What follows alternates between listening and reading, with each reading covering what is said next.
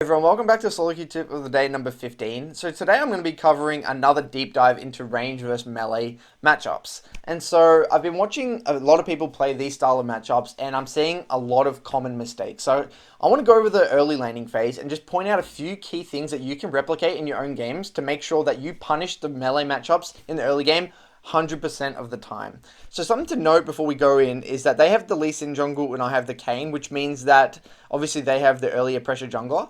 So that's definitely something to keep in mind as we play this out. So obviously the first objective when you play this style of matchups is you want to slow build a wave. And the main reason you want to do that is because you're going to create a minion advantage, which means that you're going to be able to poke them much easier and poke them under the tower as it builds.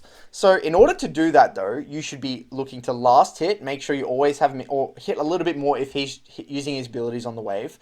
And making sure that you always have the minion advantage.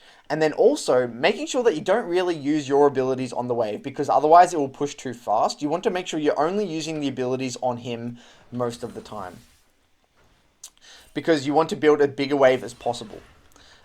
So here again, making sure you auto attack in between the trades as well, just because, I've got electrocute in this case, getting as much damage off as possible. And the opportunities where he's standing still to throw his daggers, are the best opportunities to hit skill shots. But because I let level 2 first, because I have the minion advantage, you can step up above the wave and start to look to punish like this. There's auto, Q.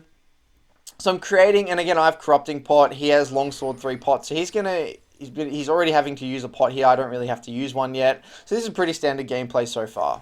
So I'll fast forward this a little bit. Again, I'm trying to look to poke him as much as I can, use my minion advantage. I've already got a level 1 ward here because I was scared of the level 2 Lee Sin gank.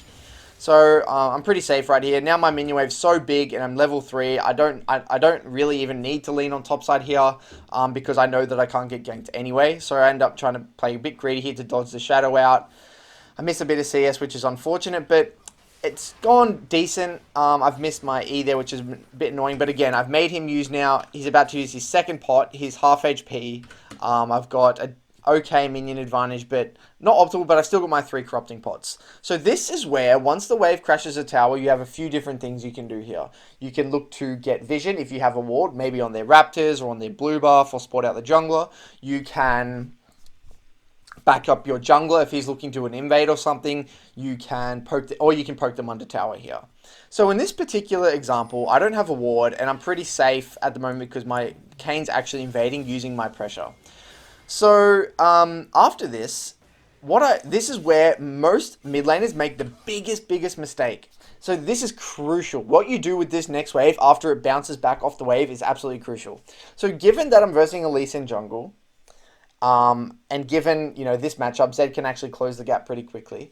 Assassins want to chase you down a long lane, and now that I don't have a wave build up anymore, it is very difficult for me to walk up and poke Zed anymore, because now Zed can actually just look to aggressive trade on me, knowing that Lee Sin's going to be around the area soon, and it's hard for us to gank Zed because he's so close to tower, and it's difficult for me to poke him because he's so close to the tower. So what should you do as a mage in this situation?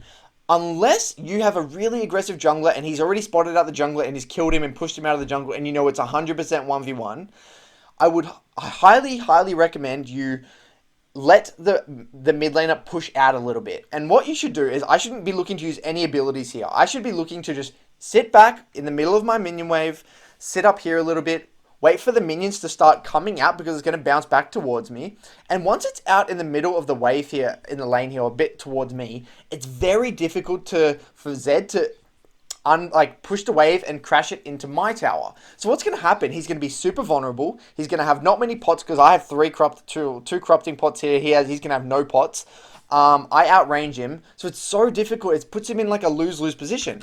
But what do I see, and I do even do it in this game, is that you see me, I'm still pressuring him here, and it's very difficult for me to poke him, and I end up using my abilities on the wave as well. Look how he's standing right next to the minions here in a second, like that, and now I'm actually using my abilities on the minions as well, and this is not letting Zed push out, so he's just farming safely right next to his tower. It's making me extremely vulnerable. He's allowed to do these trades back on me because I'm scared that Lee Sin's going to show up any second. And this is just creating such an awkward position for me as a ranged mid laner in this matchup. But I should be punishing him, right? But this position is impossible. It's way, way harder to punish him.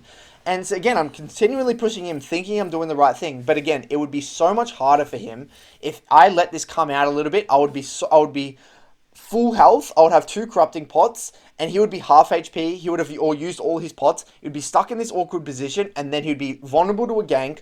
He would be stuck. Maybe the wave would be frozen. He would have to call his jungler to help, or he would just have to reset and lose a bunch of minions.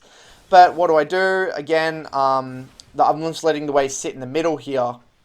Now I've taken too much damage trying to prevent it come out. I've used all my corrupting pots. My jungler's gone back into his jungle. I'm versing a pressure jungler, Lee Sin. I have no idea where he is, and he's actually here basing. And then I'm in this really bad position. He's full HP, and he's just kind of escaped the whole early laning phase. So you can kind of see what I've done wrong here. So to summarize, once the wave crashes into the tower, you have to make a decision. If you have a very aggressive early invading jungle who's killing their jungle at like level 2, level 3, yes, you can continue to push them under tower and not let it push out. But even then, a lot of the time, it's worth letting the assassin push out a little bit, make it and thin the wave in the meantime, make sure it doesn't build too big, and keep it in such an awkward position because he's going to be vulnerable, he's going to be struggling to clear the wave because they're melee, and it's going to put him in such an awkward position, and you could potentially even solo kill him on your own. And the last thing to that is make sure that you don't take too much damage when it's in this position on the way out after hitting the tower. So this is a bit technical. I know it may not seem like a big deal, but I guarantee you, if you can replicate this in your games whenever you play these style of matchups, whether it's you're playing Orianna or a Syndra or any of these range matchup into melee, this will work every single time. So try and implement this in your own games and let me know how it goes. Cheers. Thanks for watching.